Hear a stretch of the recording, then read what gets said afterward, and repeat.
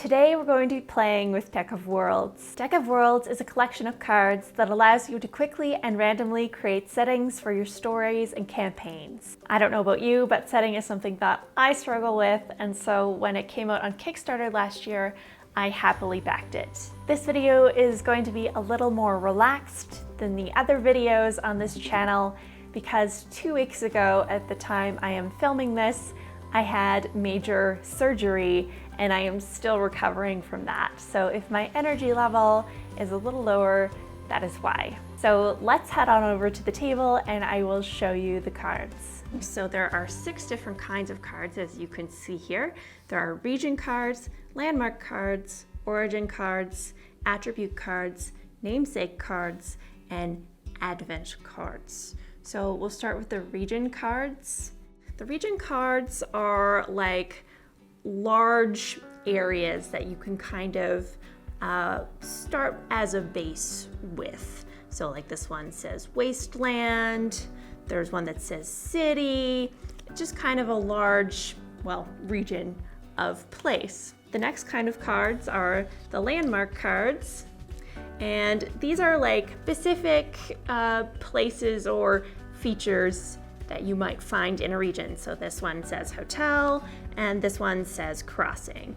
And when you are using the Deck of Worlds, you would choose which one that you want. So maybe we are using a city, and we are going to specifically be describing a hotel in the city, and so we would put this card underneath the region card, like this. The next kind of card is the attribute card, and the attribute cards are kind of like a quality or a descriptor of the place that you want to create. So, and there's 4 different kinds of descriptors here, and you would choose one of them. So this card says, known for one lurid district, known for strong winds, home of the titan of industry, known for social equality. So maybe our hotel is home of a titan of industry, and we would slide that under here like that.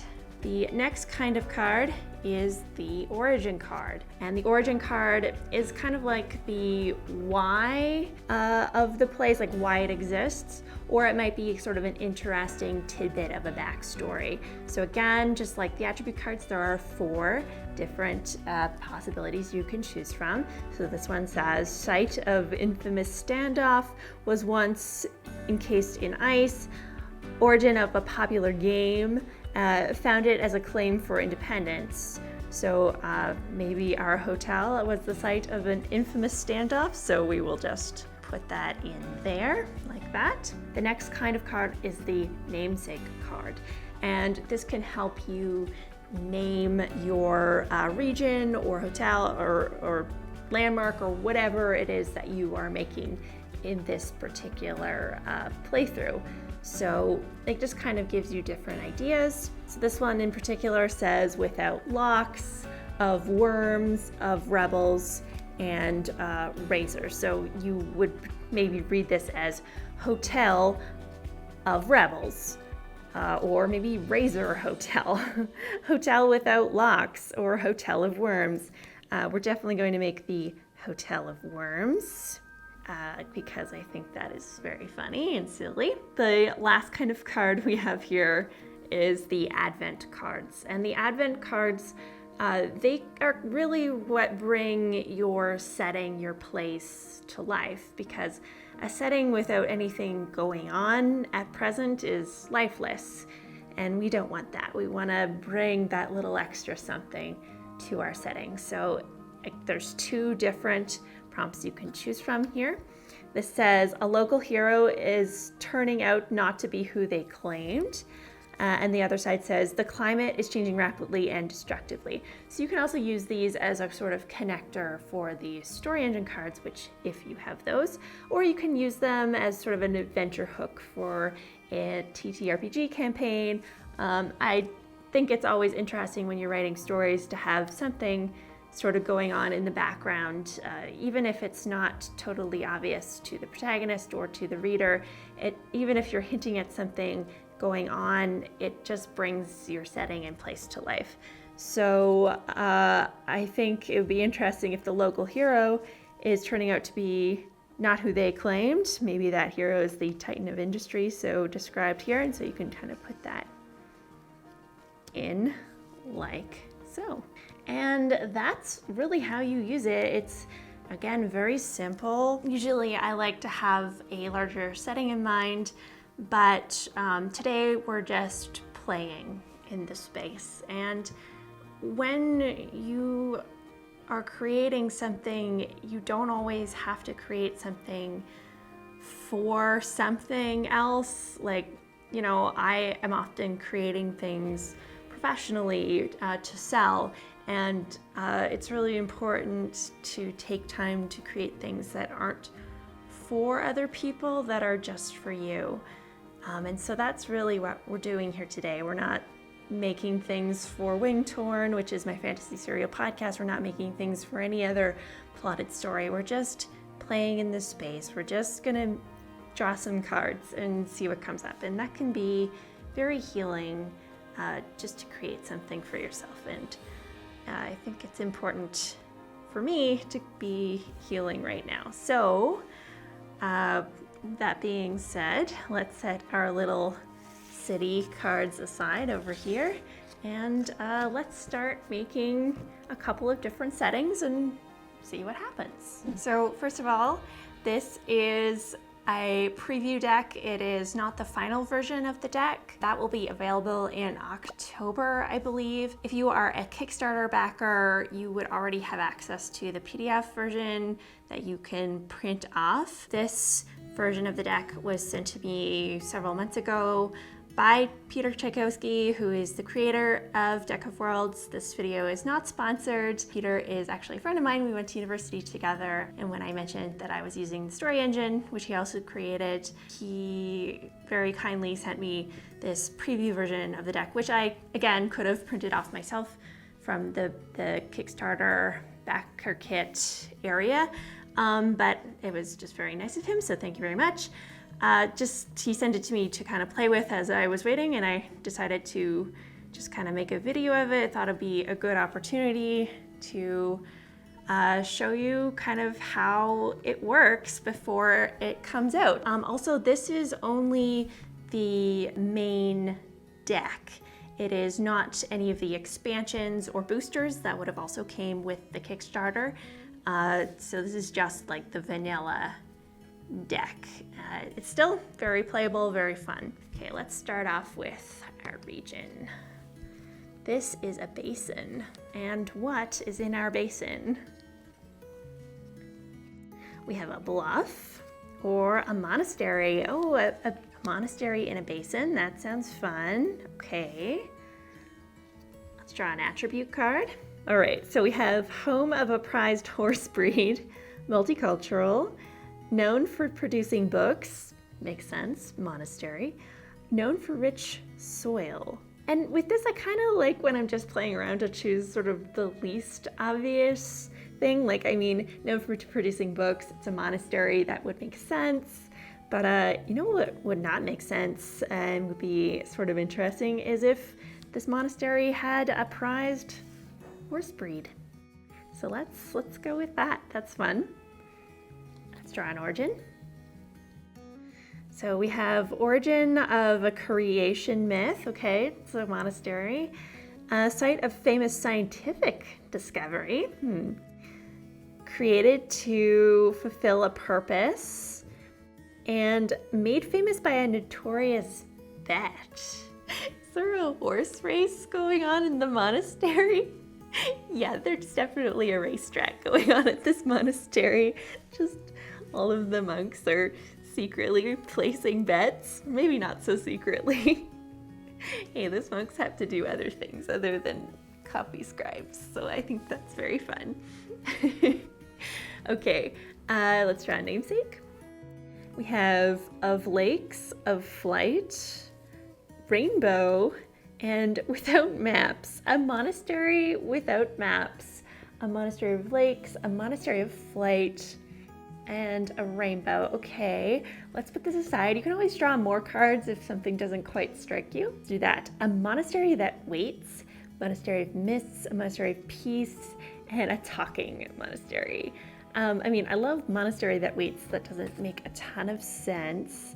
Let's use the monastery of flight, just in terms of if this monastery is doubling as a horse racetrack, like the horses are taking flight, they're very fast. So let's go with that. Okay, what's going on at our monastery? We will find out with our Advent cards. The people are openly rioting against an injustice.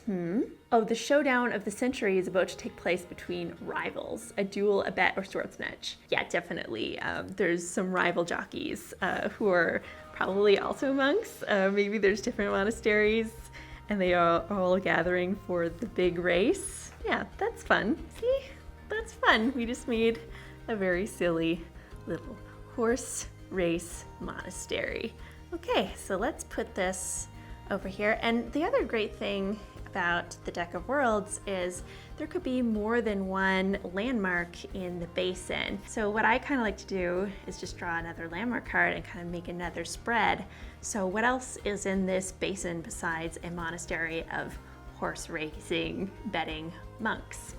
Well, we have a bridge and we have a cave. I kind of like the idea of a bridge across the basin. That makes sense, right? Or maybe a bridge that sort of goes around a part of the basin. Yeah, let's just move this over a little bit. A bridge. All right, what is our bridge's attribute? Known for a beautiful fragrance, values creativity, known for unusual pets, or considered sacred ground. Well, considered sacred ground definitely fits, but should we have a smelly bridge? A bridge that is known for unusual pets? Let's draw another attribute card just to give us some more variety here. Okay, a bridge that has a strange microclimate, known for local delicacy, unique dialect, and known for healing properties. Let's go with the healing bridge. A bridge that is known for its healing properties. The monastery's right over there. Maybe it has to do with the bridge, but they kind of got distracted with the horse betting. That's fine. So a bridge that has healing properties. You walk across the bridge and you feel a little bit better. That's fun, like that. Exercise is important for recovery. I definitely can attest to that, within moderation, of course. Birthplace of a legendary prophet. Sure, definitely. Created to avoid war. Interesting. Site of a famous negotiation. And shaped by meteor impact. Well, we can definitely say that the basin could be shaped by meteor impact. That would make sense. I know that we're kind of going for different types of things here, but I think it goes if the bridge was the birthplace of a legendary prophet, and that's why we are known for healing properties on the bridge. Let's go with that for sure. The namesake card, a bridge that grows, the bridge of refugees, the bridge of blisters, and first bridge. Oh, I like the bridge of blisters. The bridge of blisters that is known for healing properties? Sure, definitely. Maybe it's a long bridge and it takes a long time to walk across it and maybe you'll get blisters, but whatever else you got is gonna get healed. Sure, I like that. And our Advent card. What's going on the bridge? A powerful group is splitting into two hostile factions, or a high-stakes race is about to take place. Yeah, definitely. There's a big race. There's races going on in the monastery, and there's a race going on the bridge. Whoever gets across the bridge first gets healed, or gets extra healed. That's very silly. Okay, so let's do this. Let's do at least one more here. What else is going on in our basin of holy bridges and horse racing monasteries? Final landmark. We have a restaurant and a glade. Well, you know what? Those monks And all the people walking across this bridge to get healed definitely need somewhere to eat. So we are going to go with restaurant. And what's this restaurant all about? It is the site of nature worship, okay. High crime rate in the restaurant. Strict silence expected at all times in the restaurant. Or known for rare fruit. I don't know what is funnier, the strict silence expected at all times or the high crime rate. I think this restaurant has a lot of crime. It's okay. A couple of days ago, I could not laugh like that, so it is good that I can laugh like this now. Okay, what is the origin of our high crime rate restaurant? A former rainforest, birthplace of a notorious outlaw, began as a memorial site where colonializer was defeated. Well, I mean, birthplace of notorious outlaw makes sense. I wonder if this outlaw was maybe a rival or a brother or related to our legendary prophet. Let's go with the notorious outlaw. Was maybe born in the restaurant. Okay. Namesake. Oops. The restaurant that creaks. The restaurant of ghosts. The restaurant of truth or narrow. I kind of like that it's a restaurant of ghosts. Is that... Okay, let's try another one just to see. But I kind of like the idea that this restaurant is run by ghosts. But like, there's just a lot of crime because it's not like the ghosts can enforce law. Just a lot of crime happens in the restaurant as a result. We have the restaurant of philosophers, the sinking restaurant, the restaurant that does not kneel, or the restaurant of ice. Let's just use both. I think it would be fun if the restaurant was run by ghosts, and I like the idea that it does not kneel, like obviously because there's lots of crime. It does not care about any other authority. It does not kneel in that way. So let's use both. Why not? And finally, our advent card. What is going on in this restaurant of criminal ghosts? We have the death of a cultural icon is troubling the population. Tourism is damaging the ecosystem. Okay, well, tourism I don't think would be damaging. Or is it? We get a lot of people coming for the bridge, walking across the bridge, disrupting the monastery. Yeah, I'm not sure. The death of a cultural icon is troubling the population. There's like a new ghost in town and he's stirring up more trouble with the other ghosts. Maybe the death of this notorious outlaw. The other ghosts are like, why do you have to be there? We're trying to like wait tables and stuff. Okay, that's fun. And there we go, just like that. We have a basin with a monastery with some horse racing monks. We have a bridge of blisters where you walk across to get healed.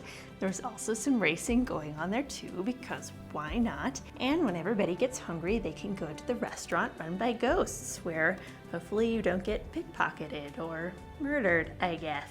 So isn't that nice? Isn't that very cute that we just made a little micro setting for an adventure or a story? Very, very easy to use. I hope you enjoyed this relaxed preview playthrough of Deck of Worlds. I also found the city building game tool Ex Novo to be really useful and fun for creating settings, and you can watch my playthrough of that here.